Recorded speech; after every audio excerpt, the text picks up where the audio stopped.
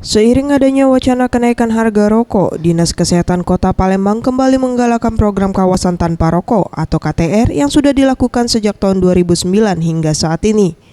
Menurut Asnawi, selaku pengelola program KTR Dinas Kesehatan Kota Palembang, setidaknya terdapat 7 tempat yang menjadi objek program KTR, yaitu tempat umum, perkantoran pemerintahan maupun swasta, tempat ibadah, arena anak bermain, angkutan umum, lembaga pendidikan, dan pelayanan kesehatan.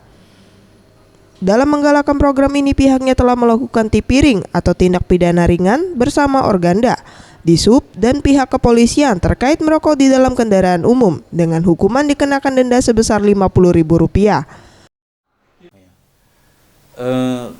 Program KTR ini berawal dari adanya Perda nomor 7 tahun 2009 tentang kawasan tanpa rokok di Kota Palembang. Adapun program yang di KTR ini ada 7 kawasan, Mbak.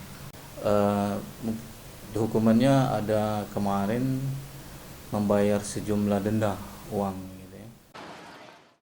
Ia menghimbau kepada masyarakat untuk menjalankan Perda KTR ini dan bagi para perokok tidak merokok di tempat objek program KTR, mengingat banyak masyarakat lain yang beraktivitas di tempat-tempat tersebut. Anugerah Sandi Pratama, Maulana Yusuf, Sriwijaya TV.